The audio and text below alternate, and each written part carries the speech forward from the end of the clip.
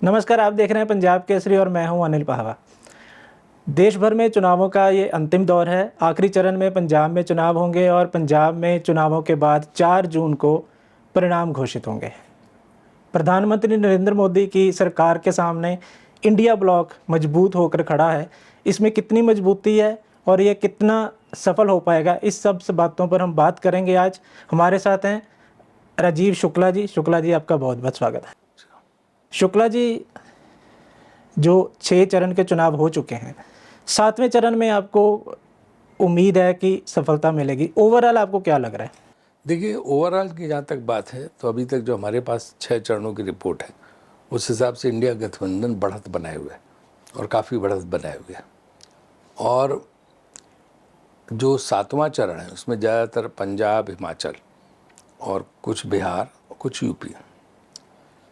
तो अगर आप देखें तो इन सारी जगह पे हमें बढ़त की उम्मीद है। पंजाब में हम 9 के करीब सीटें जीतने की उम्मीद है हमें जी। कम से कम।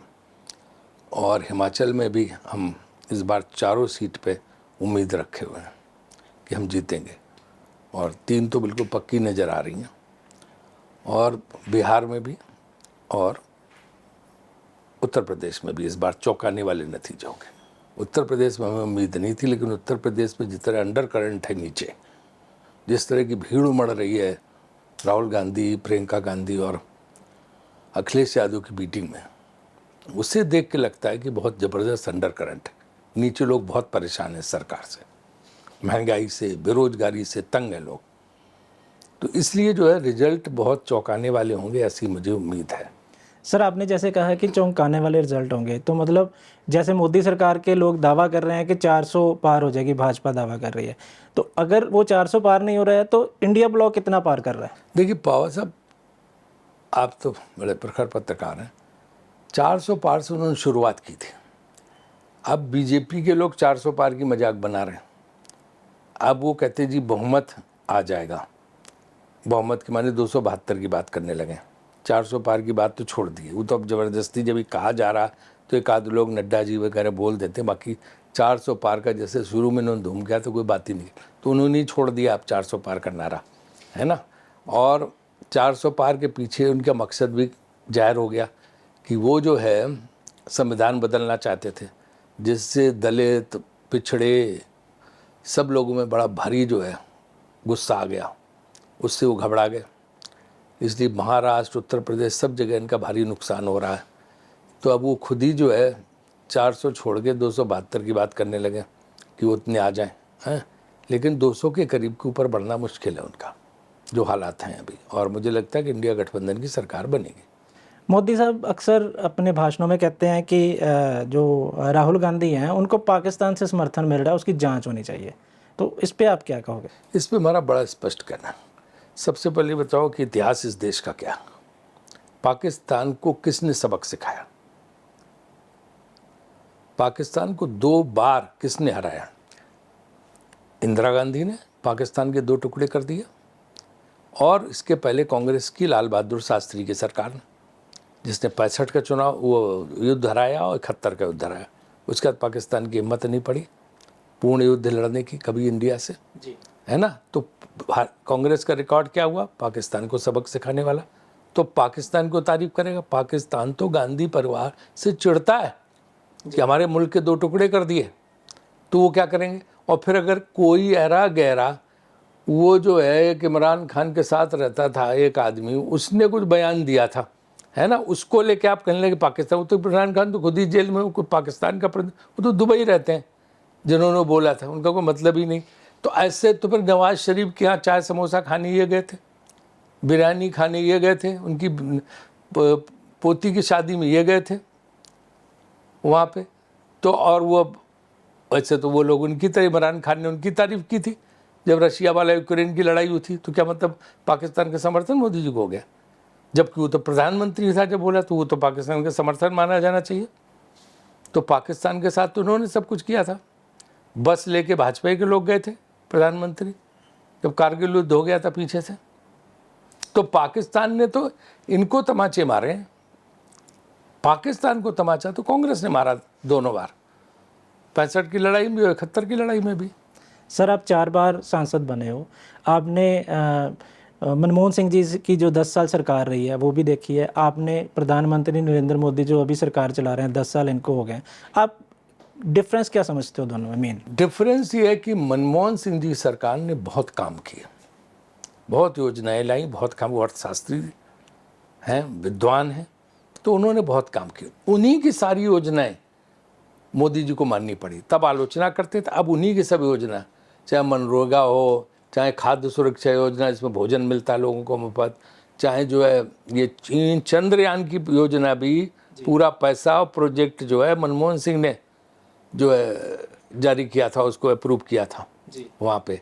जितनी भी योजनाएं ले लो, चाहे निर्मल भारत योजना ले लो, चाहे सब तो मनमोहन सिंह की है। उन्हीं योजनाओं को इन्होंने नाम बदल बदल के चला, इनकी अपनी तो कोई योजना नहीं है। एक स्वच्छ भारत शुरू किया था, निर्मल भारत का बदल के वो भी नहीं, सब जगह जगह गंदगी पड़ी हुई देश भर में, इनकी तो कोई योजना ही नहीं है। तो मनमोहन सिंह की योजनाएं कारगर हुई, चाहे किसानों की कर्ज माफ़ी हो, चाहे मनरेगा हो, चाहे जो है डायरेक्ट बैंक ट्रांसफ़र हो, सब तो मनमोहन सिंह का है।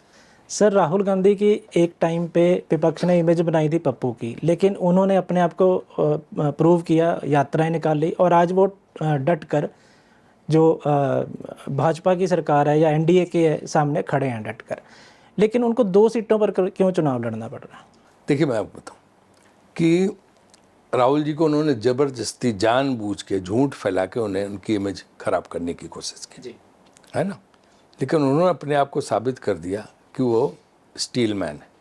वो 4000 किलोमीटर कौन पैदल चलता, जगह जगह गए, और अब लोग उनकी तारीफ कर रहे हैं, उनकी छवि की।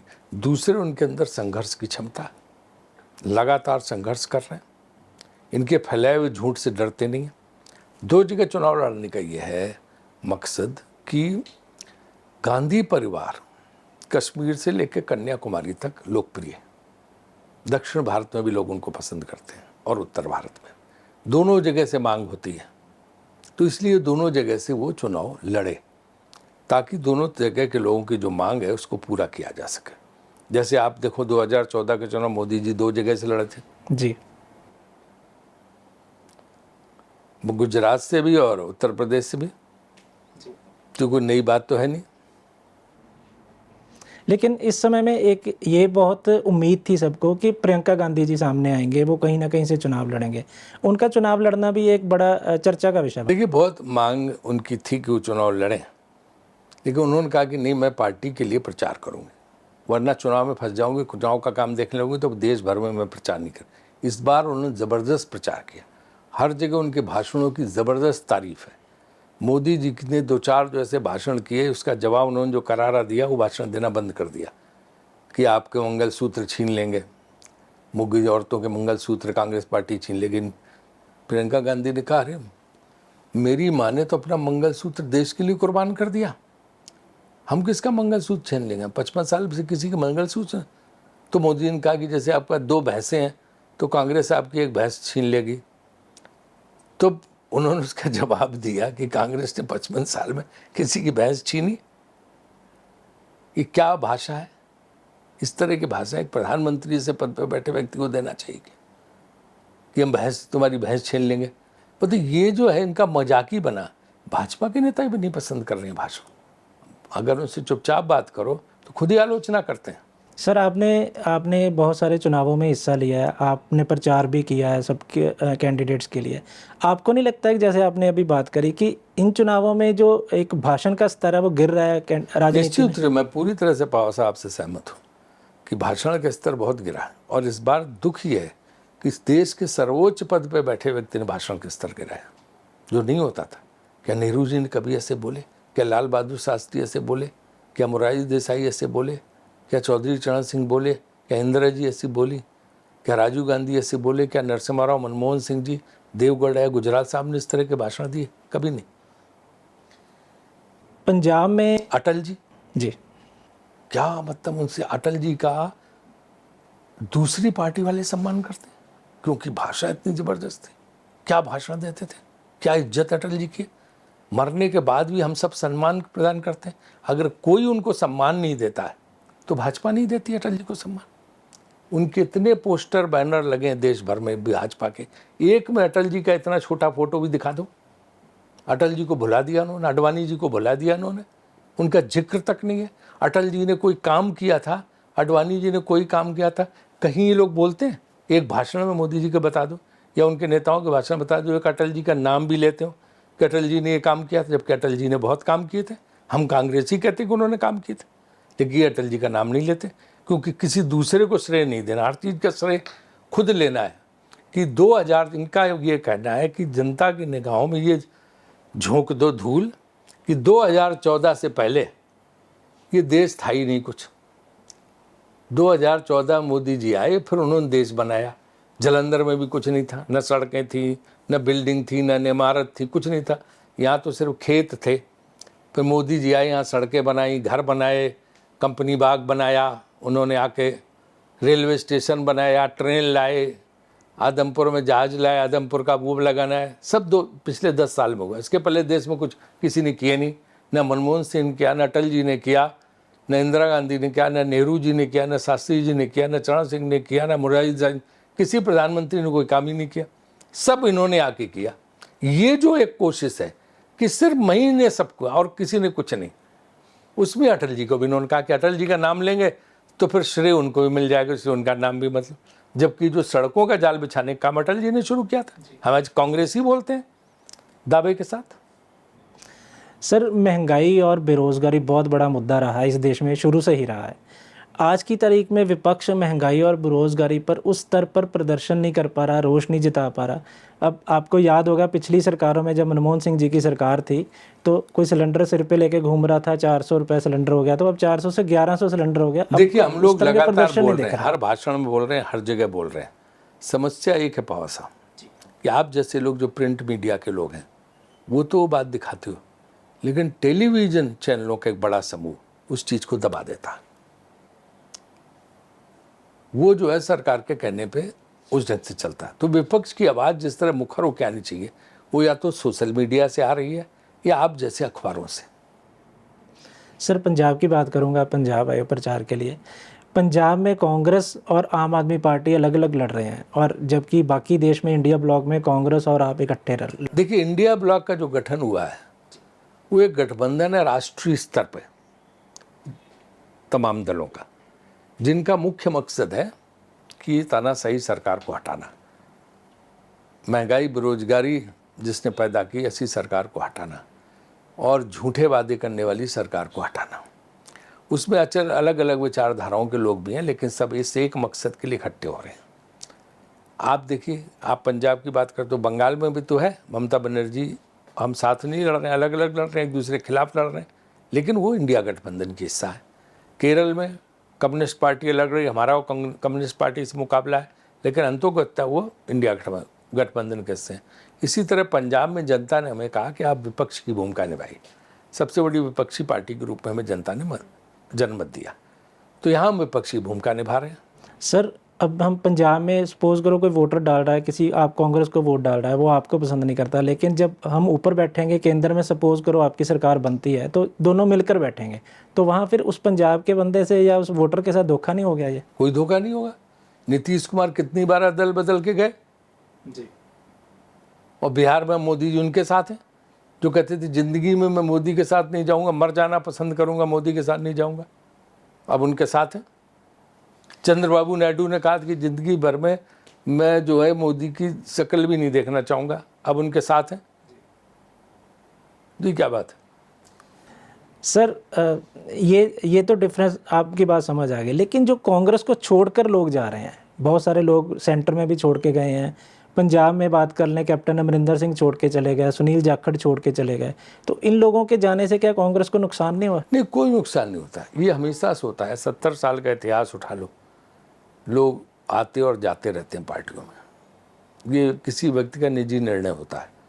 जैसे आपने देखा होगा कि पतझड़ का मौसम आजकल भी है, तो सूखे पत्ते टूट के गिरते हैं, तो ये सूखे नई कोपलें आती हैं जी, और पेड़ वहीं का वहीं रहता है, फिर हरा हो जाता है। वैसे कांग्रेस पार्टी है, कितने पत्ते चले गए लेकिन फिर कोपलें हरी होकर पेड़ वहीं का वहीं खड़ा है पिछले 130-35 साल से।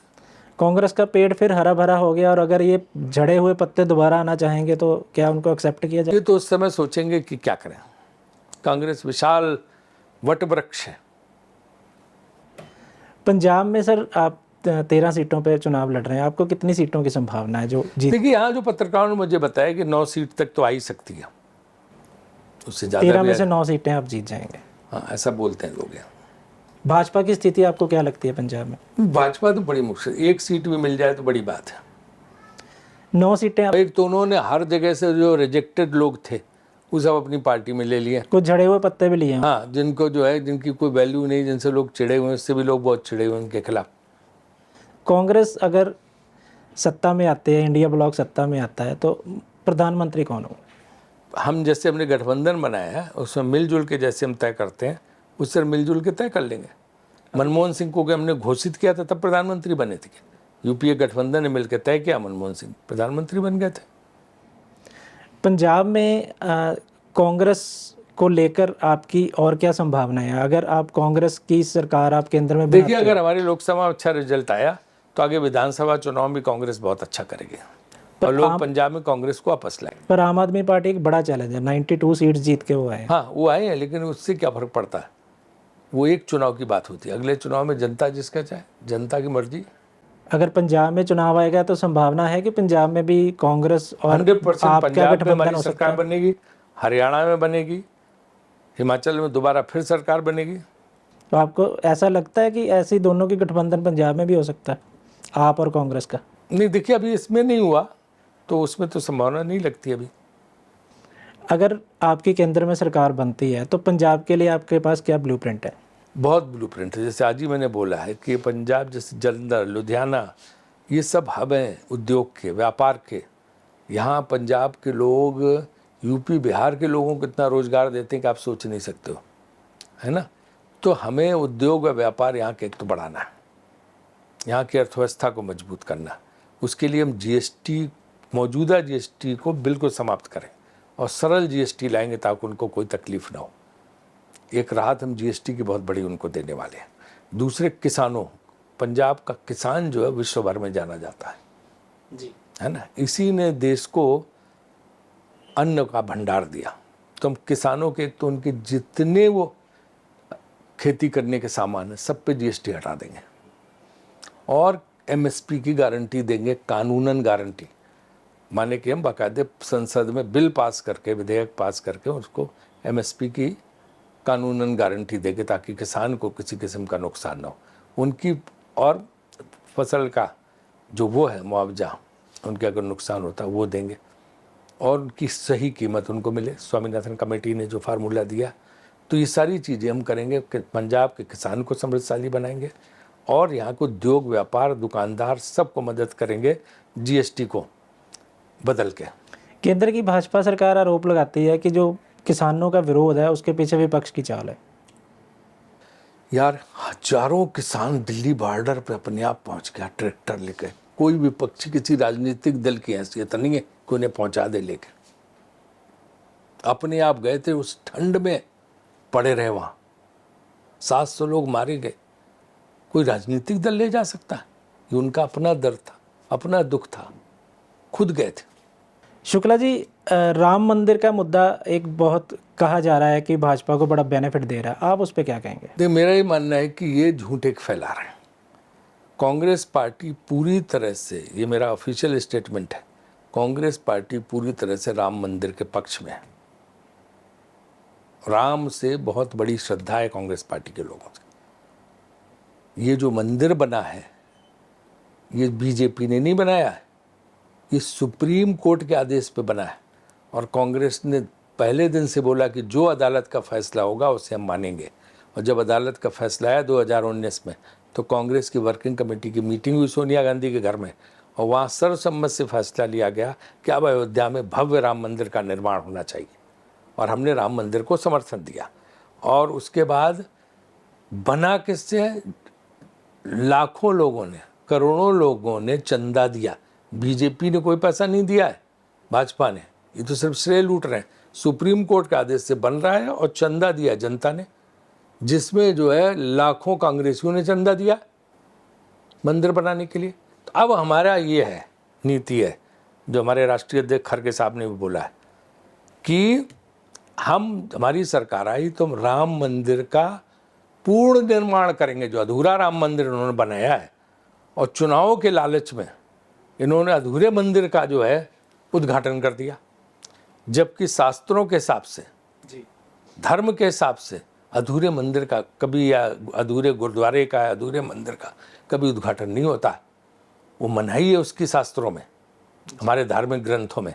इन्होंने चुनाव के चक्कर में कि लोकसभा के चुनाव आ गए, जल्दी जल्दी उद्घाटन कर दिया। मंदिर अब अधूरा बना, तो कांग्रेस उस मंदिर को पूर्ण कराएगी, पूरा बनवाएगी, और फिर शंकराचार्य और बड़े बड़े साधु संतों को बुला के वहाँ पूजन करवाएगी। मतलब दोबारा सारा जो प्रोसेस होगा दोबारा करोगे आप लोग? पूरा प्रोसेस नहीं, प्राण प्रतिष्ठा तो हो गई है ना, तो हम मंदिर का पूजन कराएंगे शंकराचार्य और उन सब लोगों, और पहले तो मंदिर पूरा कराएंगे, कंप्लीट करेंगे, क्योंकि तो मंदिर ही अधूरा है जी। जैसे तुम अपना घर बनाने जाओ, 2 कमरे बना के घर का उद्घाटन, गृह प्रवेश करा दो, तो घर में तो चल जाता ही है जी। लेकिन जो पूजा पाठ की चीज़ है मंदिर, उनमें ही अपशकुन माना जाता है। एक प्रधानमंत्री साहब अपने भाषणों में कह रहे हैं कि जो अडानी और अंबानी का बहुत सारा काला धन है, जो वो राहुल जी के पास जा रहा टेम्पो भर के। ये तो बड़ी हंसी की बात है। राहुल जी तो लड़ाई लड़ रहे हैं इस बात की, और वो आज तक उन्होंने कोई प्रमाण दिया नहीं कि टेम्पो भर भर के धन जा रहा। वो टेम्पो कहाँ पहले दिखाएं? आपको क्या सारी सरकारी एजेंसी आपके पास है, धन जा रहा है तो पावा साहब के पास अगर 4 रुपए आ जाए तो तुरंत ईडी सीबीआई आ जाती है। अगर टेम्पो में भर भर के भेज रहे हैं तो क्यों नहीं पर आपने पकड़ते? तो आपकी सरकार विपक्ष में हो क्या? आपको क्या लगता है कि ऐसी स्टेटमेंट की क्यों ज़रूरत पड़ी? ये समझ में नहीं आ रहा कि ऐसे वाहियात स्टेटमेंट हो क्यों रहे, क्यों दिए जा रहे हैं कि जो आपको दूसरे दिन बदलने पड़े अपने बयान। यही पहले हिंदू मुस्लिम वाला एक ये स्टेटमेंट है। घबराहट है, ये हताशा है, ये निराशा है। शुक्ला जी, आपका बहुत बहुत धन्यवाद। धन्यवाद पवार साहब। हमने बात करी राजीव शुक्ला जी से। शुक्ला जी का दावा है कि केंद्र में इंडिया ब्लॉक की सरकार बन रही है और कांग्रेस में पूरा योगदान दे रही है। तो ये 4 जून को साफ हो जाएगा तो कि इसमें कितनी सफलता मिलती है। तो आप देखते रहिए पंजाब केसरी। नमस्कार, सत श्री अकाल, जय हिंद, शब्बा खैर।